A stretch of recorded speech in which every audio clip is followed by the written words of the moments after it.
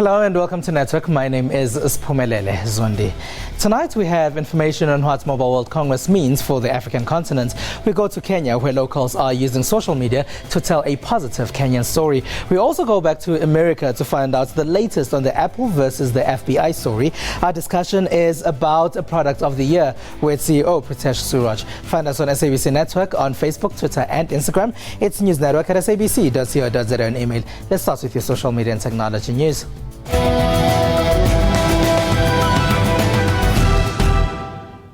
Now, Mobile World Congress in Barcelona has seen the usual raft of new devices from the likes of Samsung, Sony, Huawei, Alcatel and LG. But many of them are struggling to stand out from each other now. It also didn't seem like there was too much activity from the African market at Mobile World Congress. If it were a game of spot the difference, it may not last very long. There's a distinct sense among mobile tech analysts that the market is reaching a plateau, and manufacturers are running out of ways to make their models stand out. The challenge facing the industry right now is we're in this kind of smartphone sea of sameness. How do you differentiate a rectangular block with a touch screen, a battery and a camera? And what we've seen at Mobile World Congress is some of the manufacturers trying to address that with some of the launches they've delivered. For Sony, the answer lies in the camera with its new Xperia X device. Sony claims to have the fastest camera on the market, capable of going from pocket to picture in less than 0.6 seconds. I think it is an interesting moment in terms of where the business is going, in terms of the smartphone market as such. So everyone's having a different challenge. The modular design for LG's new G5 smartphones has received the biggest share of all the revamps. It allows users to replace or upgrade functions such as camera and audio independently. Researcher Trend Force expects the smartphone market growth to slow to 8.1% from 10.3% a year earlier. With this in mind, manufacturers are pushing other platforms. Samsung gave VR headsets for free with pre-orders for its new S7 range, hoping it will act as a carrot on the end of the stick. The 360-degree content that's going to be generated to support VR is super exciting. So there'll be really immersive experience where you want a headset. But look at the cameras we've seen announced. 360 camera from Samsung, 360 camera from LG. These are the devices that are going to create loads of content, and user-generated content is going to be key to driving the market. What's interesting as well, whenever new formats arrive, there's always trouble with distribution. How do you use that content? There's ready-made distribution for 360 content. Facebook and YouTube can get that content to hundreds of millions of people. I think it's going to be quite a viral thing, and I think a lot of people will be doing what I call the see what I saw experience, because if you can give that immersive experience on your timeline, it's really exciting. CCS Insights predicts 13 million VR headsets like the Gear will be sold by the end of the year, and nearly 100 million forecast in 2020. The worry at Mobile World Congress is that Africa isn't too visible. I was asking, where are the African leaders? Where are the African tech leaders or giants here?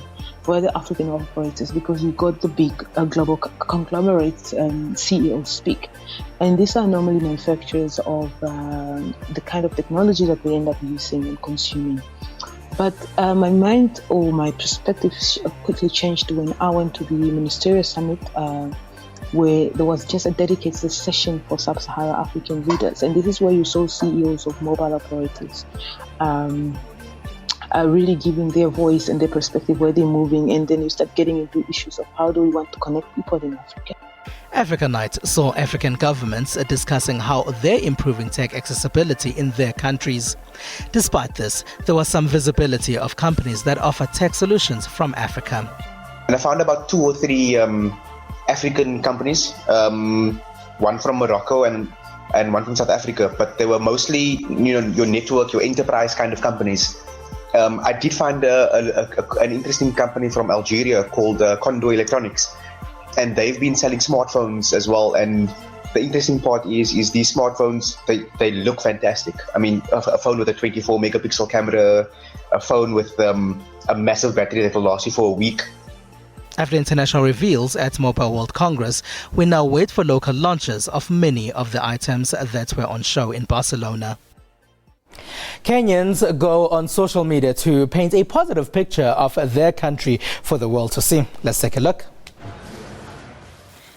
Kenyans who have felt they were under verbal attack have banded together on social media to defend their honor.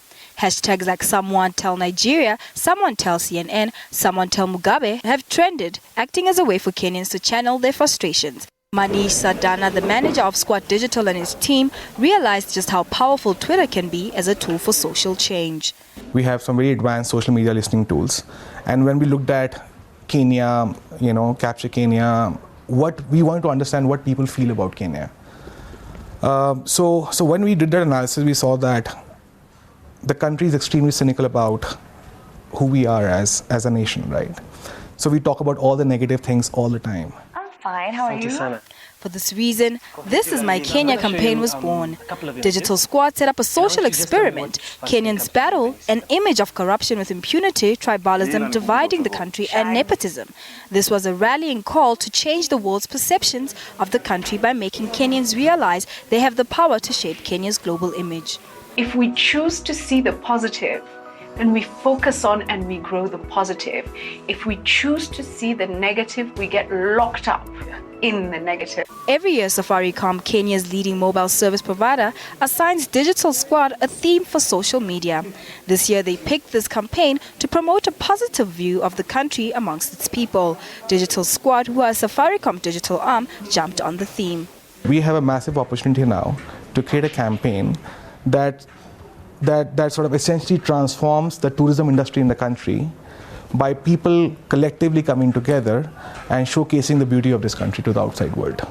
In true social media fashion, the campaign took off. It was soon doing rounds on Facebook, WhatsApp and Twitter. By simply logging into the page, one can upload photos and videos of the country. Now, analysts believe the FBI versus Apple case could go either way. The FBI has gone to court to ask Apple to allow them access to the Saint Bernardino shooter's iPhone. Apple is refusing. Battle lines have been drawn between Apple and the FBI. This is after Apple filed a motion to get the FBI's case to be dismissed a few days ago. Apple supporters holding posters written "Don't break our phones" and "Secure phones save lives" were seen demonstrating outside Apple and the FBI offices in San Francisco. And this is the move that Apple feels strongly about. If we knew a way to get the information on the phone that we haven't already given, if we knew a way to do this that would not expose hundreds of millions of other people to issues, we would obviously do it. To place a backdoor in the iPhone, we believe it does put hundreds of millions of customers at risk. In one corner, U.S. law enforcement officials argue that public safety hangs in a balance if they cannot command tech companies to help with its investigations. The San Bernardino litigation is not about us trying to send a message or establish some precedent. It really isn't. It's about trying to be competent in investigating something that is an active investigation. And so I don't know. Analysts predict that if the FBI wins this case, it might be the first of many similar requests it could make. It's only a matter of time before criminal elements start to use the very same code to hack into everything Apple, from our smartphones and tablets to our PCs and laptops. And that is a very scary proposition. Given the far-reaching implications of the outcome, legal experts anticipate lots of legal wrangling with neither party holding an edge. Nigeria held its Social Media Week event in the last week, and China's largest smartphone maker, Xiaomi, released its latest flagship device. This is what's been happening in the rest of the tech space.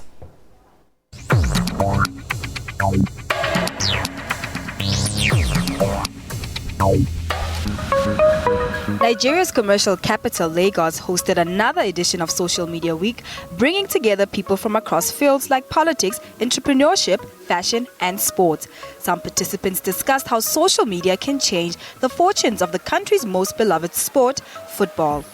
You've got, over 92 million people on the internet. You've got 150 million people using mobile devices in this country, so you want to tap into that resource. Look, as much as they may be online, as much as they are offline, you want to use that online model to get them to come offline, to get to the stadiums to watch games. So yes, 150 million mobile devices, that's a huge market to tap into. Social media users believe that a better broadband internet service in Nigeria and other parts of Africa will enable more people to better leverage on the opportunities of social media platforms. Social Media Week also took place in other cities around the world. Now moving over to China. Chinese smartphone giant Xiaomi released its flagship device, the Mi 5, in Beijing on Wednesday. We don't care too much about its market performance.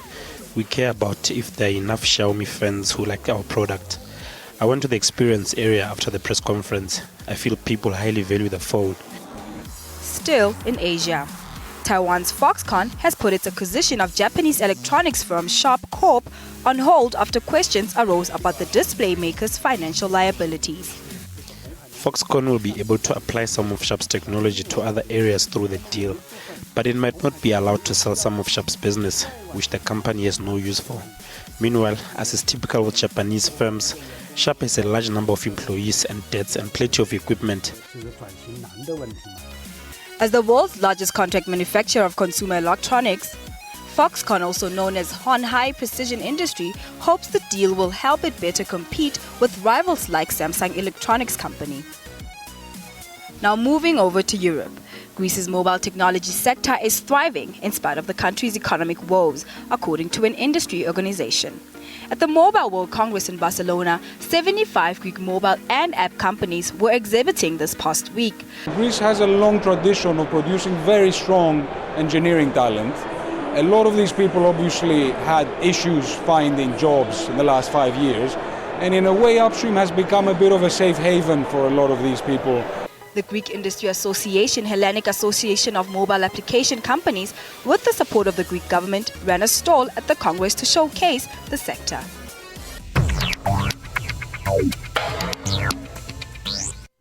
It's SABC Network on Facebook, Twitter and Instagram. News Network at sabc.co.za on email. After the break, we talk about Product of the Year and some of the tech winners there. Stay with us.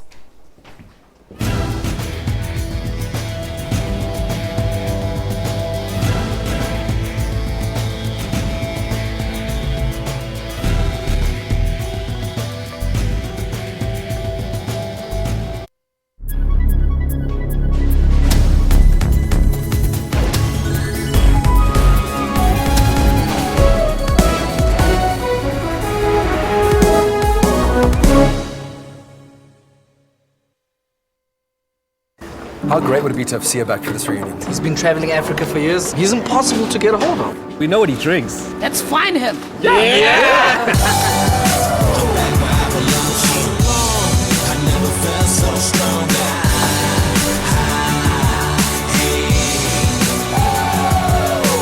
You think it worked? Hey, guys! I'm coming home, coming home. Tell the world that I'm coming home. It all comes together with a castle. Are you the person we're searching for? The guy who steps up, way, way up. The queen of the pop and lock, and whatever this is. The party train conductor, all aboard! The answer is yes! You are that guy, and we salute you, party comrade! Join the movement online.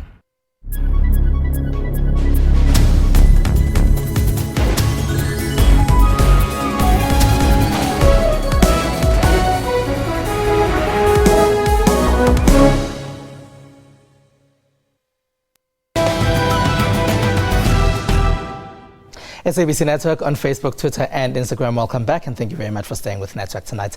Now, South Africa's most innovative products were announced at Product of the Year in Johannesburg a few days ago.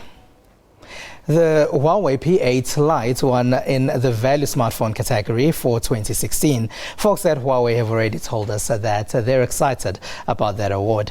There were other technology winners like the Philips Avant Air Fryer. Samsung won in several categories. Their winning products were the Samsung Galaxy S6 Edge smartphone, the Samsung Active Dual Wash washing machine, and the Samsung Super UHD television.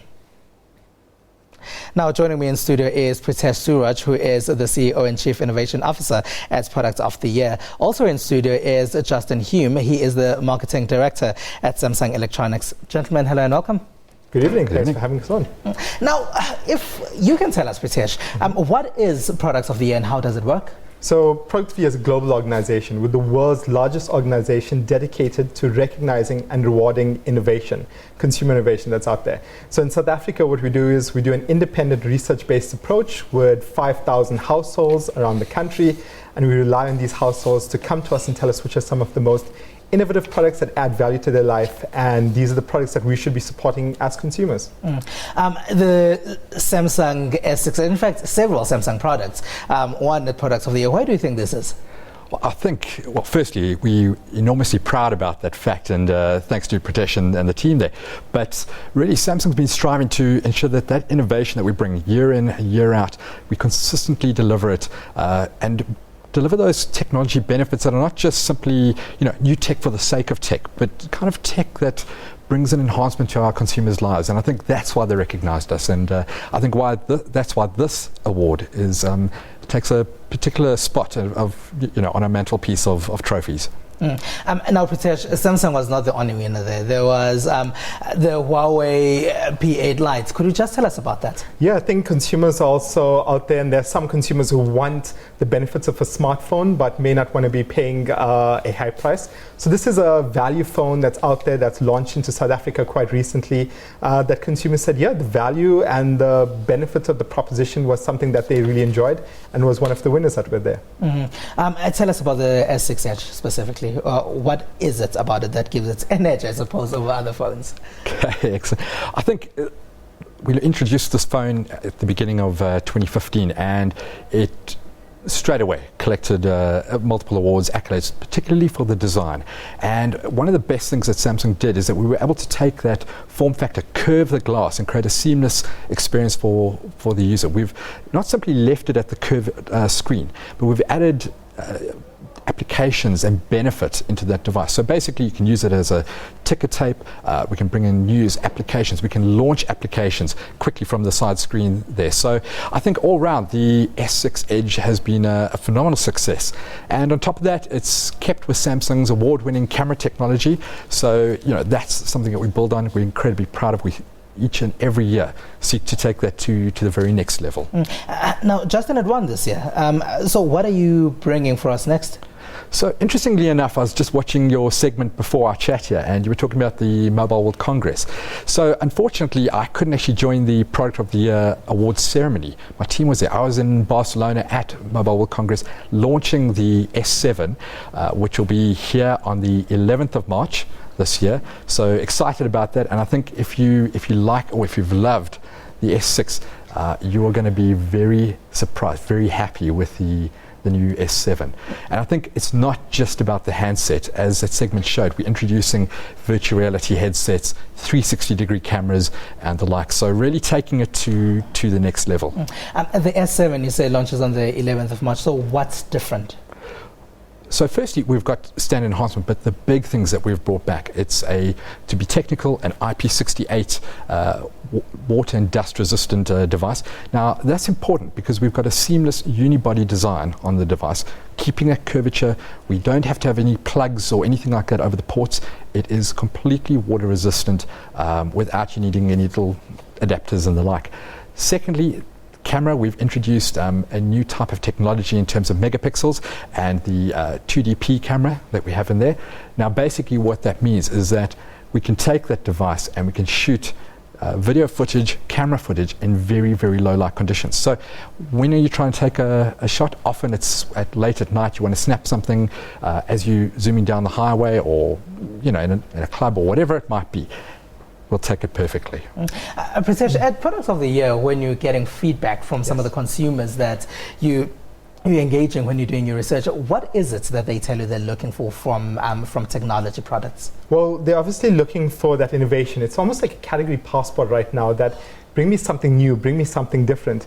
But in the end of the day, when that package comes together, there needs to be a high degree of satisfaction. For example, with the Samsung products, one of the things we looked at was the satisfaction levels, and all the products that won, all 3 products, had satisfaction levels sitting in the mid-90s.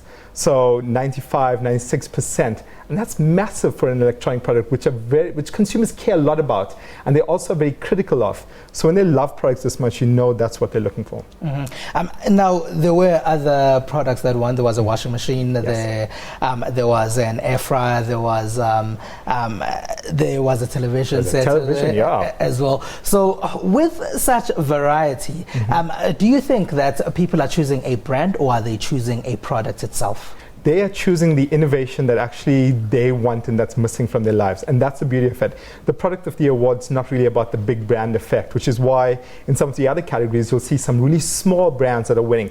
It's about us saying that this is a product that offers this proposition, not playing up the brand, purely playing up the benefits and saying, do you think you want this proposition at this price point, and would you be willing to buy it in your life? And that's what we're getting out there. So I think it's great when you have big brands who are winning, because it really highlights that they're taking care of the consumers and listening to them, which is why the products are being chosen. Justin, how important is Product of the Year to you guys? Because there are many awards that would be giving prizes to technology companies, but why is Product of the Year so different? So you're quite correct. There's a number of awards out there, and most of them are from within the industry. And that's great, and it's awesome to be recognized by your peers. But what's even more important to us is that if our mission is to bring technology that reaches the everyday consumer, that's meaningful in their lives, for them to vote that Samsung's achieved that goal tells us that we've done our job and it's job done. So we couldn't be more proud. That is probably the ultimate accolade. Stepping from that, we're then able to utilize the brand Product of the Year in our marketing communication going forward. And I think it's just that element of trust that comes in when a customer looking to put down a sizable investment into some durable product can look at it and go on the shelf and go, you know what, Product of the Year, that's the brand that endorses it. I feel confident in my purchase. And Pritesh, Justin speaks about the element of trust. Yes. So how much can consumers trust products that win Product of the Year? They can, because it's an independent research-based approach where products are voted for by their peers. In fact, the research we have shows that 2 out of 3 South Africans say they're more likely to buy a product that has a Product of the Year endorsement in it, purely because this isn't from a panel of experts who may be just viewing it from a technical perspective, but actual consumers who have used this in the field, in their homes, in their lives, and say this works in a real-life situation. All right. Gentlemen, thank you very much. Thank you so much. All right, Justin Hume is from Product of the Year, and Justin Hume is from Samsung South Africa, and Pritesh Suraj is from Product of the Year. Let's not confuse them. Now, this week we caught up with a SABC award-winning and Emmy-nominated actress Brenda Ngoli. She told us what her favorite piece of technology is. It's just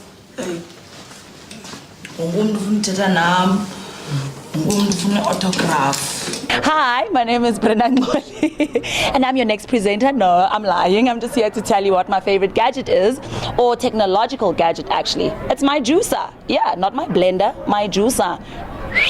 Juice, baby. Juice, juice, juice, and more what? Juice. Cut. Wuyo, ngaphakathi. Wuyo. Ha? Kwelo? Yeah.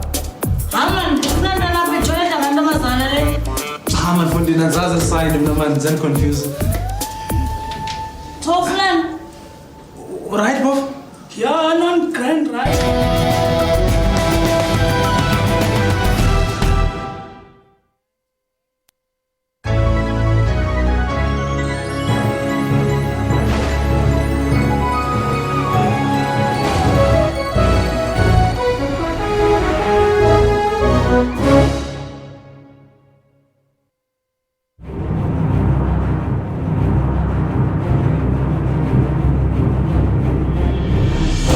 Preparing for victory requires intense effort and teamwork. When you get to it, there is no turning back, because all eyes are on you. When it's action time, nothing should stand in your way. Sports Live tackles and analyzes all the sports action. This is the home of all your sport news, updates and more. Sports Live weekdays at 8:30 p.m.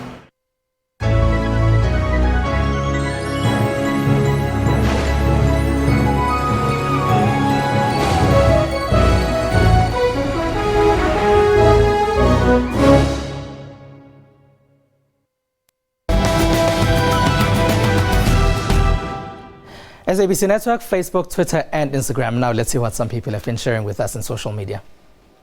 ANC AfriForum has been the top trending hashtag on Twitter. This is after reports that the ANC, its alliance partners and AfriForum have been speaking up against the violence in universities. Many have been trying to make sense of their collaboration in that call. MT has been a big discussion point after winning big at the Metro FM Music Awards. Some are congratulating the rapper. There are others who are cynical about his music. The 3 cranes race taking place in Carkloof in the KwaZulu-Natal Midlands has also been trending. This is a 3-day track and trail run that has participants covering over 100 kilometers in 3 days. Congratulations to all the fit brave hearts who managed to complete the race.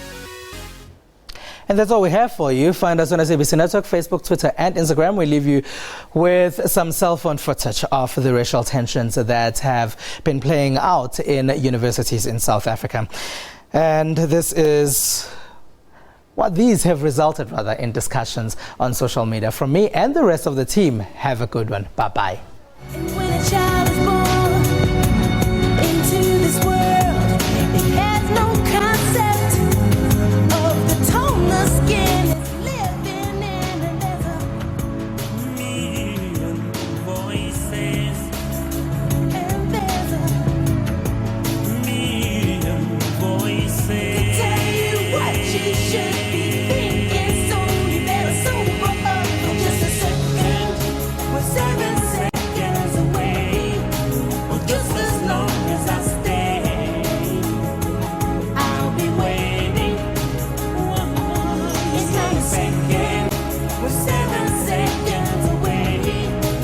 Just as long as I stay, I'll be waiting.